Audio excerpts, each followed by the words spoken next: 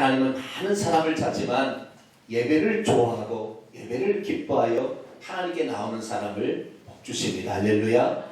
하나님은 많은 사람을 찾지만 예배하는 자를 찾기 때문에 우리가 이 예배를 통하여 하나님의 영적인 능력이 공급되어지고 또한 하나님의 삶이 부음받으며 우리의 육신이 치료가 되고 우리의 삶이 윤택해지는 복을 받습니다. 이 복을 다 가지고 가는 복된 성도가 되길 바랍니다. 지난주에는 제가 한 통의 문자를 받았는데 예전에 저희 교회에 다녔던 김가영, 김원권 성도가 있었어요.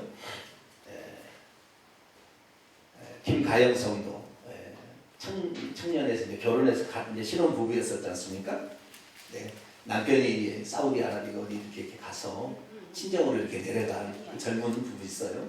근데 문자가 왔어요. 문자를 보니까 1년 정도 지금 교회를 떠난 1년 정도 되어서 목사님이 혹시 저를 잊어버리고 있을지는 모르는데 저는 명성교회를 잊어버리지 않고 있습니다. 그러면서 기도 부탁을 저에게 하나 했는데 자기 시아버지가 서울 삼성병원에 입원해 계시는데 서울 삼성병원의 모든 의학의 진술을 다 이렇게 해봤지만 병명이 나오지 않고 그러나 그 고통과 그리고 얼굴은 노래하면서 복수가 차오는데 뭔 병인지를 모른다는 거예요. 그래서 우리 시아버지를 위해서 기도 한번 해주시면 어떻겠습니까? 그리고 문자가 왔어요. 그래서 아니 아무런 관계가 없는 사람도 내가 기도해 줄 판에 이렇게 아는 사람이 제게 문자가 왔으니 내가 기도해 드리겠습니다. 그리고는 찾아갔어요. 찾아갔더니 제가 그 문자를 월요일날 받았는데 제가 맡은 일이 있어서 그 연합회 맡은 일이 있어서 2가지 일을 하고 수요일까지 일을 했어야 돼서 이틀 지나서 3일째 간 거예요. 갔더니 마치 복수를 빼냈더라고요. 복수를 빼낸 상태에서 있었어요. 그래서 그분을 처음 만났는데 나이가 61세였어요. 나이 많이 드신 분은 아니더라고요. 그 61세였는데 지금까지 우리가 의학의 모든 기술을 다 동원해도 아직 병명이 나오지 않았는데 더 지켜봐야 된다. 그래서 나중에 병명을 찾는다 그랬어요. 그래서 제가 거기에 가가지고 기도를 해드리기 전에 먼저 제가 몇 가지 질문을 던지고 상담을 했어요. 그랬는데 놀라운 기적이 일어났어요. 그 시아버지 교회 한 번도 안 나간 사람이고 그 시어머니도 교회를 안 나가는 사람이에요. 처녀 때는 교회를 다녔대요. 근데 시집 와서 한 번도 교회를 안 나간 거예요. 일평생을 신앙생활 하지 않고 그렇게 살았어요. 그런데 이 고향이 청송입니다. 청송. 아주 전통적으로 제사를 드리는 아주 그런 가문이 이렇게 대대 이르는 그런 집안이라 이 제사만 지나고 지금까지 쭉 왔어요. 그런데 희한하게 오늘 제가 갔는데요. 제가 이렇게 제가 의학을 좀 공부했잖아요. 제가 보니까 돌아가실 것 같지 않습니다. 걱정하지 마시고 우선 그렇게 말씀을 드리고 그리고 복음을 제시했는데 그분이 기쁨으로 복음을 받아들여요. 자기가 예수 믿겠답니다. 나 예수 믿고 새로운 인생 살겠다는 거예요. 그래가지고 그분이 아멘 아멘 하면서 제가 하는 영적 기도를 다 받아들였는데 그게 부인이 놀라는 거예요. 제 어머니 저 탈 사람이 아니라는 거예요. 그런데 어제 제가 교회를 나와보니까 뭡니까 박스로 큰 박스 하나가 와 있어요. 그게 뭐냐 보니까 양파즙을 이 김가영 친정 어머니가 보낸 거예요. 왜 보냈냐 했더니 그렇게 기도를 했는데 목사님이 가서 그 기도를 응답을 해주고 갔다는 거예요. 그러니까 제가 이 가영 자매에게 이 문자를 보냈어요. 이게 내가 잘해서 된 것이 아니고 누군가가 의인이 있어서 누군가가 저를 위해서 기도를 많이 했기 때문에 되지. 제가 이렇게 만나보지만 사람이 제가 간다고 해서 제가 복음을 전하는 저는 좀 은사가 있잖아요. 그렇지만 이 은사가 있다고 되는 게 아니에요. 그 사람을 위해서 누군가가 기도를 해놨기 때문에 그 순간에 위기의 순간에 마음이 열릴 때 하나님이 역사한 거다. 아멘. 여러분 여러분이 누군가를 위해 기도하면 언젠가 반드시 씨 뿌린 것을 거둘 날이 있을 겁니다. 할렐루야. 기도하지 않으면 아무리 두드려도 절대 응답이 없어요. 여러분이 지금 힘들다고 주저앉지 말고 기도할 수 있기를 축원합니다. 이 여러분의 그 눈물 흘린 기도가 한 영혼을 살리는 거예요. 그래서 내가 청송에 가면 교회를 나가겠다고. 할렐루야. 그래서 이제 더 태어나면 교회 갈 거예요. 많은 사람이 오늘날 신앙생활인데 신앙생활하는 것이 때로는 뜬구름 잡는 것 같아요. 무엇을 의지해야 될지 잘 모르지만 그러나 여러분 하나님만 의지하고 하나님께 기도하면 반드시 응답해 줄 줄로 믿습니다. 믿음의 결국은 무엇입니까? 이 믿음의 결국은 우리가 천국 가는 거예요. 여러분이 만약에 천국에 들어간다면 천국에 들어가는 사람이 보통 세 가지 것에 놀란다고 합니다. 하나는 뭐냐? 천국이 이렇게 좋은 것인가에 너무나 놀란다. 그러니까 우리가 천국은 우리가 상상하는 것 이상이에요. 얼마나 좋으냐면 그들의 표현을 비하면 이렇게 좋을 수가 없어요. 아니 어떻게 이렇게 아니 이런 천국이 어디 있어요? 와 세상에 아니 이런 천국이 어디 있어요? 발이 안 나는데 발이 안 나. 그 기쁨과 그 평강과 한없이 밀려오는 그 충만한 기쁨 뭐 이런 것을 상상할 수 없다는 거예요. 여러분 그 천국에 꼭 들어가야 되길 축원합니다. 두 번째 놀라는 것은 하나님 보좌 앞에 가면 그 보좌에 예수님이 앉아 계신다는 게 놀란다는 거예요. 우리는 믿을 때 예수님 따로 계시고 여호와 따로 계시고 성령님 따로 계시니까 천국에 가도 하나님 보좌 있고 예수님 보좌 있고 성령의 보좌가 있는 줄 생각한다 이 말이죠. 그러나 요한계시 읽어보시면 보좌는 한 개밖에 없어요. 근데 그 보좌에 누가 앉아 계세요? 예수님이 앉아 계시는 거예요. 예수님이 아버지시라는 거예요. 그 예수님이 여호와였는데 여호와께서 육신 입고 예수님 아들의 이름으로 오신 거예요. 그러니까 천국에 가면 그 예수님이 나를 구원하러 오신 그 십자가에 죽으신 예수님이 아버지 하나님인 줄 알고 너무 충격을 받는다는 거예요. 너무 놀란다는 거예요. 내가 그럴 줄 알았으면 더 예수님을 더 사랑할 걸, 더 예수님의 말씀을 뼈아프게 받을 걸 이런 생각을 한다는 거죠. 세 번째 놀라는 것은 하나님께서 자기에게 주시려고 계획에는 그 상에 놀란다는 거예요. 근데 그 상에 놀라는 것이 아니라 그 상을 받아서 놀라는 것이 아니라 그 상을 하나님이 우리를 위해서 예비는 그 상이 얼마나 큰 거에 대해서 보고 놀란다는 거예요.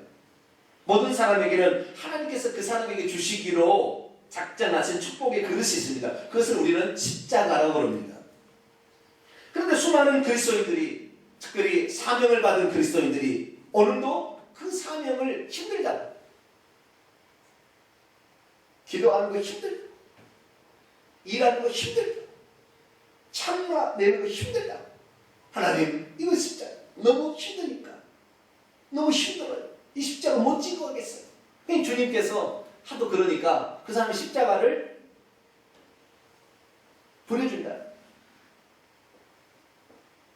여러분 예수 믿으면서 여러분의 몸을 움직일 수 없을 만큼 여러분이 그렇게 피곤하게 주님을 섬겨보셨습니까? 저는 눈을 이렇게 꺼벅꺼벅하니까 눈이 썩으럭 모래에 찢는 것 같이 되더라고요. 제 청년 때입니다.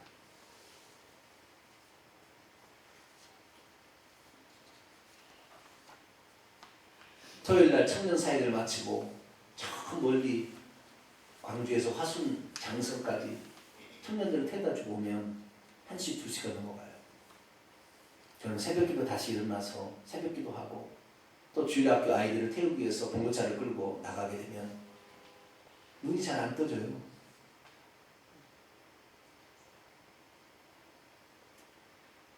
어쩔 때는 하나님 좀 누가 대신해주면 좋겠는데 이제 생각이 들 때도 있어요.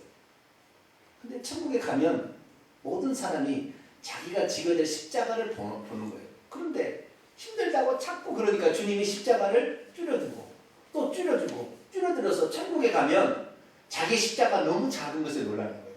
근데 원래 그에게 하나님이 주려고 생각했던 축복의 그 십자가가 이렇게 큰 것을 보고 내가 그때 조금만 더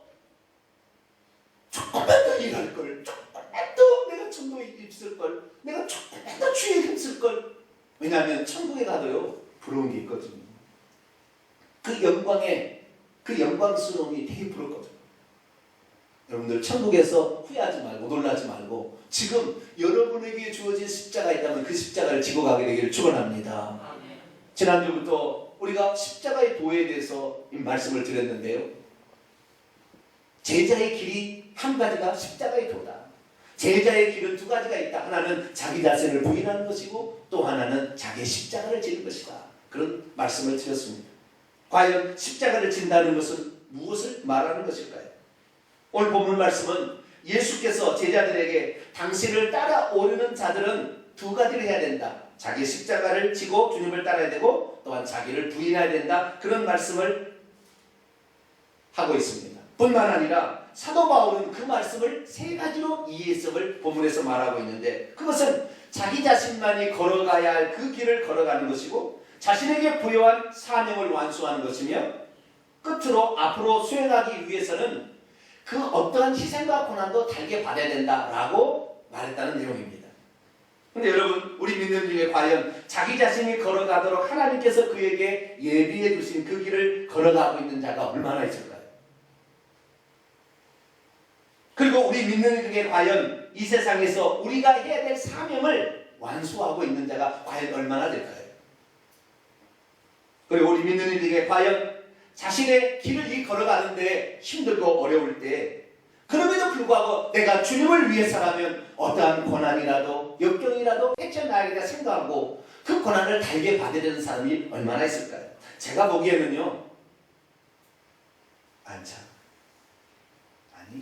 불가능해 보여요.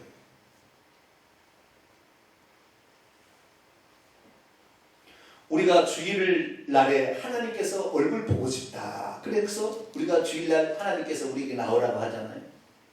근데 주일도 1년 52주도 다 지키지 못하잖아요. 그런데 어찌 자기 목숨을 내놓겠어요, 주님을 위해서? 하나를 보면 열을 알아요. 작은 일 하나 딱 시켜보는데 목사님 나 힘들어요. 내년에 그거 나 주지 마세요. 그거 하나도 제대로 감당을 못하는데 어떻게 주님을 위해서 십자가를 질 수 있다고 말하는 불가능? 내가 보니까 불가능해요.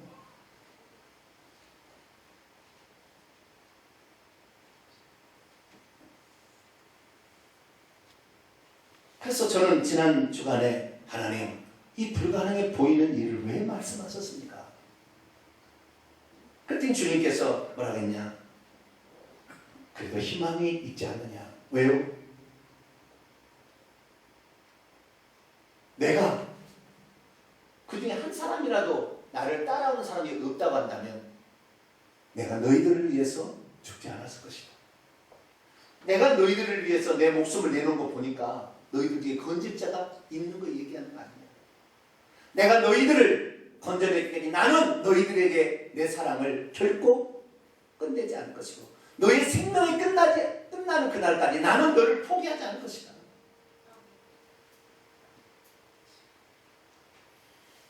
내가 살아있는 한 너희들은 희망을 있다. 그리고 너희들이 비록 타락했어도 너희들은 상한 갈대로 꺼져가는 신지. 내가 생명의 호흡을 불어넣으면 너는 반응할 수 있는 상태는 되지 않느냐. 너희들이 나를 거역하기 때문에 그걸 못하는 것이지 너희들이 하겠다고 마음만 먹으면 내가 성령으로 너희를 도와줄 수 있고 성령의 기름을 제공하면 꺼져가는 촛불도 다시 켜질 것이고 내가 너를 싸매주면 상한 갈대도 다시 원잡게 될 것이다. 그래서 저는 지난주에 그 말씀을 생각하면서 희망을 보았어요. 사랑하는 성도 여러분, 자기 자신을 부인하는 거, 어떻게 자기의 목숨, 그리고 자기의 가족, 어릴 때 자기의 재산을 쉽게 버릴 수 있겠어요? 그거 어렵습니다. 그러나 우리 주님의 끝없는 사랑을 여러분 기억하시게 되기를 축원합니다. 여러분 마음의 문을 열고 그래요 주님이 하신다 한다면 하실 수 있어요. 나를 그렇게 만들어주세요 라고 여러분이 여러분 자신을 내놓기만 한다면 여러분은 자기 자신을 부인할 수 있고 십자가를 질 수 있는 거예요.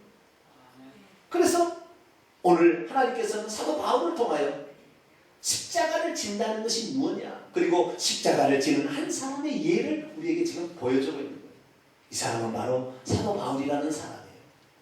이 사람은 아주 나쁜 사람이에요. 이 사람은 아주 못된 사람이에요. 신앙을 가지고 오히려 참신앙을 가진 사람을 때려 죽인 사람이에요. 아주 나쁜 사람이에요. 그러나 어느 날 주님을 그가 만났어요. 다메섹 도상에서 그가 주님을 만났어요. 그 주님을 만날 때부터 그는 그때부터 생각을 바꿔먹습니다. 하나님이 나까지 찾아오셔서 죄인 중에 괴수인 나까지 찾아오셔서 나를 이렇게 사랑해 주셨으니 나도 그 큰 사랑에 100만 분이라도 갚아야지 라는 마음으로 출발했어요. 그래서 그가 나중에 고난의 길 현장에 있는 순간 이런 고백을 했어요. 그게 사도행전 20장 24절이에요. 우리 한번 읽어볼까요? 사도행전 20장 24절 같이 읽습니다. 시작. 내가 달려갈 길과 주 예수께 받은 사명 곧 하나님의 은혜의 복음을 증하는 일을 마치려 하면은 나의 생명조차 조금도 귀한 것으로 여기지 아니하노라. 아멘. 하나님이 그 큰 사랑으로 우리에게 다가올 때 우리가 어떻게 반응해야 되느냐? 이렇게 반응하면 이것이 바로 십자가를 지는 것과 같은 거예요. 자, 십자가를 진다는 것은 무엇을 말하는 것이냐? 세 가지를 가리키는. 내가 십자가를 진다는 건 요 세 가지. 첫 번째는 뭐냐? 자신의 달려갈 길을 가는 것입니다. 24절 보니까 내게 달려갈 길이 있다 그렇게 말하고 있어요. 이 달려갈 길이란 헬라어로 보면 운동 경기장의 경주로예요. 그 경주로를 따라서 가야 돼요. 그렇죠? 그 경주로를 이게 삐져서 가게 되면 실격이 실격. 근데 모든 사람의 그 길이 똑같지 않고 어떤 사람은 이 길이 꾸불꾸불한 길도 있어요. 어떤 사람은 이렇게 대로처럼 돼 있는 길인데 어떤 사람은 꾸불꾸불하는 길이에요. 근데 대부분의 사람들 보면 이 길이 꾸불꾸불해요.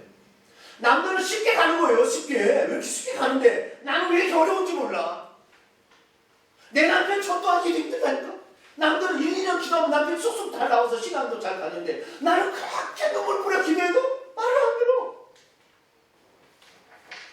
어떤 자식들 보면 그렇게 신앙생활 잘하는데 내 자식은 20몇 년을 기도했는데도 아직도 세상이 좁다고 가고 있어. 주님 언제까지 내가 이걸 기도해야 됩니까?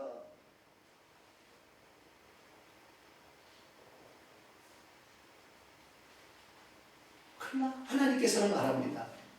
너만이 걸어가야 할 길이 있느니라.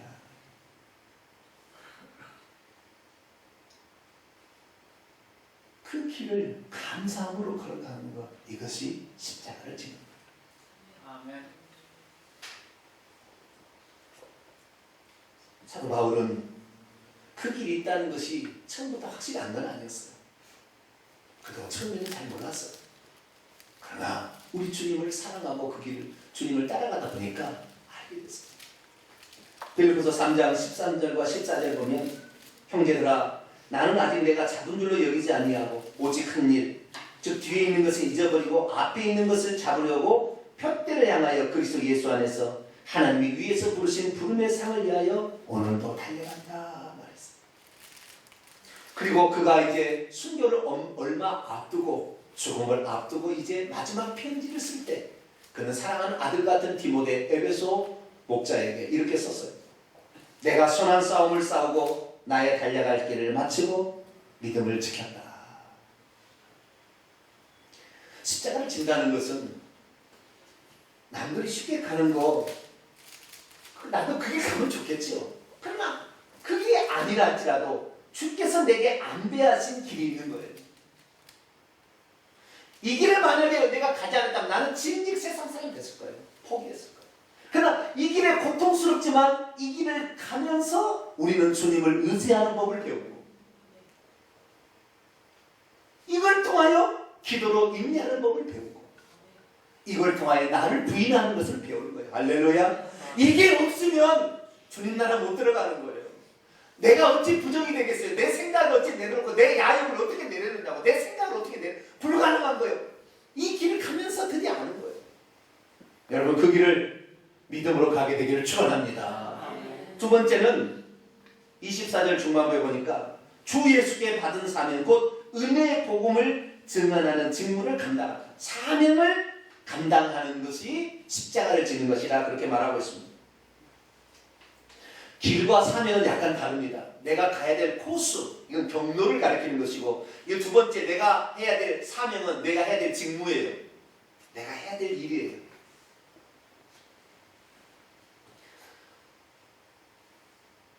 사도 바울은 그것을 뭘로 받았냐면 이방인과 임금들과 유대인들에게 복음을 증언하는 일이 자신이 이 세상에 해야 할 직무라는 걸 알았어요. 일이라는 걸 알았어요. 모든 사람이 다 주의 종의 길을 가는 건 아닙니다. 각기 사업장이나 직장이나 일터에서 자기의 삶에서 자기가 해야 될 일이 있다는 거예요. 그것은 자기가 돈 벌기 위해서 목구멍 타작하기 위해서 노력하는 게 아니라는, 그것만이 아니라는 거예요. 물론 인간은 육체를 지녔기 때문에 그거 해야 됩니다. 일해야 돼요. 그러나 그 일만이 아니라는 거예요. 하나님의 나라와 그 영광을 위해서 우리가 해야 될 일이 있다는 거예요. 십자가를 진다는 것은 바로 그 직무를 성실함으로 수행하는 것입니다. 오늘 저와 여러분이 그 직무를 수행하게 되기를 축원합니다. 마지막으로 필요하다면 자신의 생명조차 조금 더 귀한 것으로 여기지 않는 것, 다시 말해서 대가를 지불할 각오를 가지는 것, 이것이 바로 십자가를 지는 것입니다. 십자가를 진다는 것은 고난이 따르게 되어 있어요. 사도 바울이 오늘 사도행 20장 23절에 뭐라고 얘기하는 줄 아세요? 내가 성령의 매임을 받아 예루살렘으로 가는데 예루살렘에 나를 위하여 환난과 결박이 나를 기다린다고 한다. 이게 무슨 말이냐면 사도 바울이 밀레도에서 에베소 장로들을 초청해서 마지막 유언처럼 그들에게 말을 하는데 뭐라고 얘기하느냐? 내가 예루살렘에 가리라 그런 거예요. 그러니까 주변의 장로들이 뭐라고 하냐면은 바울이요, 예루살렘에 가면 당신은 틀림없이 붙잡혀서 죽을지도 모른다. 환상 중에 막 이렇게 사슬 같은 게 막 결박당해서 보인 거죠. 그래서 그 얘기를 사도 바울이 해주는 거예요. 그런데 사도 바울은 뭐라고 얘기했느냐? 그래요, 그러면 다른 길 가죠. 얘기한 게 아니라 내가 가야 될 길이 예루살렘을 통과해서 로마로 서반으로 복음을 증가하는 길이란다면 거기에 어떠한 어려움과 장애와 고난과 역경이 있다 할지라도 내가 가야 될 길이라면 나는 거기를 가겠습니다 라고 하는 거예요. 그것이 바로 십자가를 지는 거예요. 저게 어렵다고 하니까 피해가버린 게 아니에요. 십자가를 피해가버린 게 아니고 그 십자가를 부둥켜 안고 가는 거예요.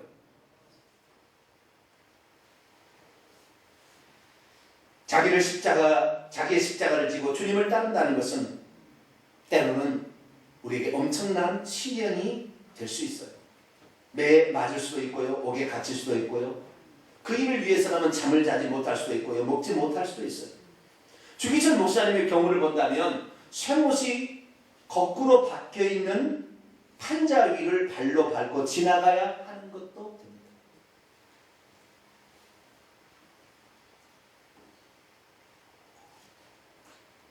주기철 목사님이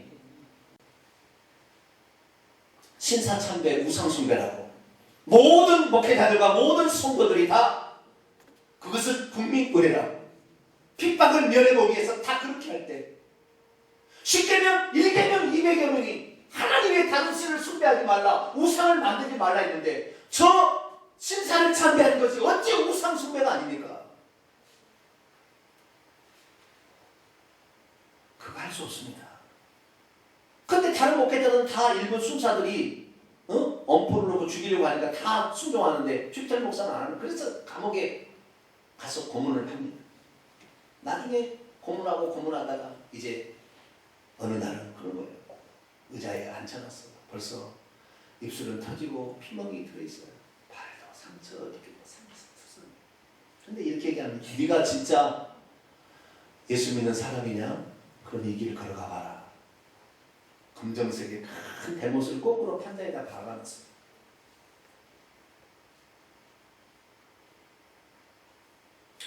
주기철 목사님 어떻게 했을까요? 하나님, 이것만 내가 피해가고 다음번에 내가 하겠습니다. 이렇게 얘기할 수도 있었을 거예요. 그죠? 그 순간에 주 목사님은 하나님께 기도했습니다. 주께서는 인류를 위해서 창조주의 생명을 버렸는데 벌레만도 못한 이 한 목숨 주님 위해서 드린다면 얼마나 값진 것입니까? 가다가 죽더라도 이 길 가겠습니다. 그리고 밟았어요. 밟았더니 이 무게에 의해서 못이 발등위로 쑥 나와요. 그러니까 얼마나 아픈지 그 사람 본 사람이 바들바들 떨리는, 바들바들 떨려. 밟는데 바들바들 떨려. 다시 왼발을 디디려고 하니까 오른발이 빠지지 않아요. 그럼 다시 오른발을 어떻게 빼가지고 다시 왼발을 쑥 나와요. 못이. 내가 과연 저기까지 이렇게 걸어갈 수 있을까?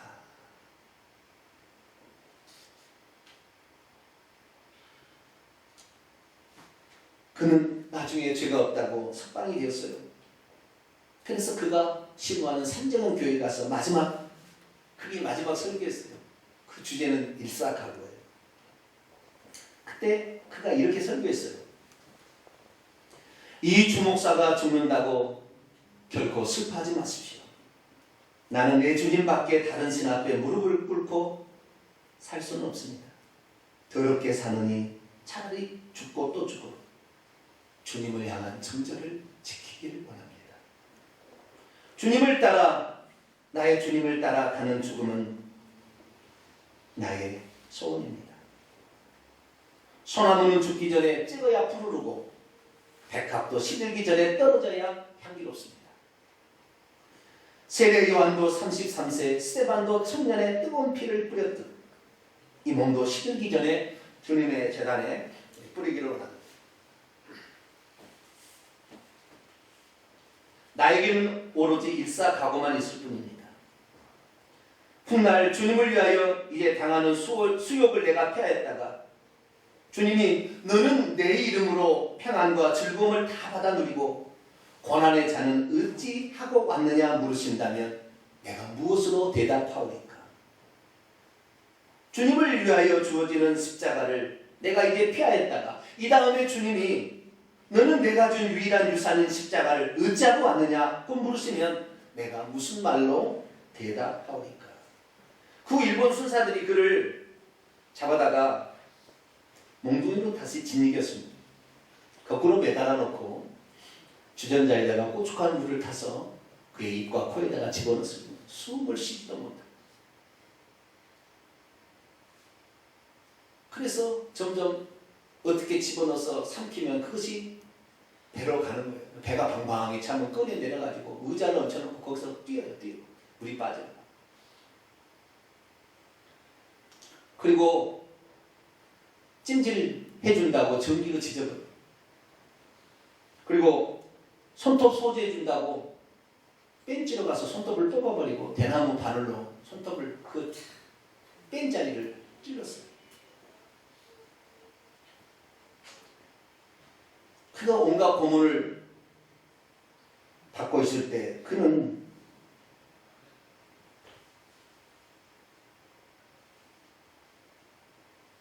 하나님 앞에 찬송 이거 드렸다고 해요. 그 찬송이 남아있어요. 우리 반주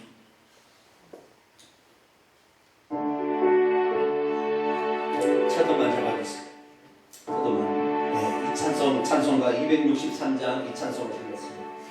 이 세상 뻔하고 나 비록 약하나 늘 기도 힘쓰면 큰 권능 얻겠네. 주의 은혜로 대속받아서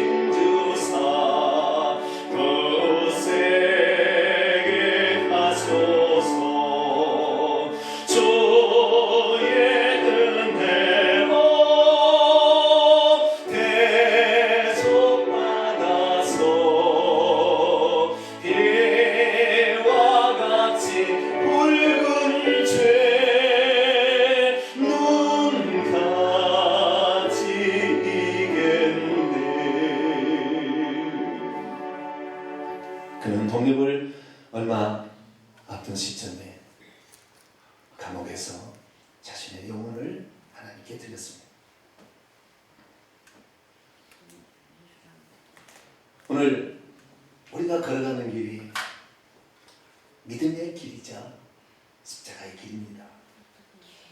그런데 주기철 목사가 그렇게 고문을 당할 때 주님 오셔서 뭔 얘기를 해줬느냐? 아무것도 보이지 않고 아무것도 들리지 않았어요. 그런데 환상을 통해서 천국에 간 사람이 그 장면을 보니까 주님께서 그 순간에 어떻게 하셨는가를 보여줬어요.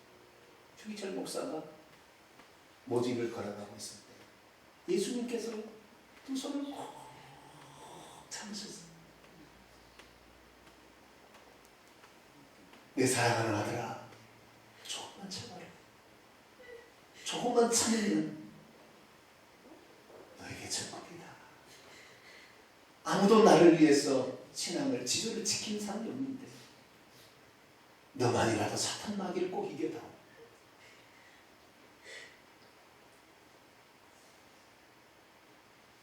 그래서 주기철 목사님이 그렇게 힘들 때 우리 주님께서도 그를 향하여 간절한 기도를 드렸다는 것. 사랑하는 성도 여러분, 우리가 힘들고 어렵고 고난이 할 때 주님이 우리를 모른 척한 것 같죠? 다 보고 있습니다.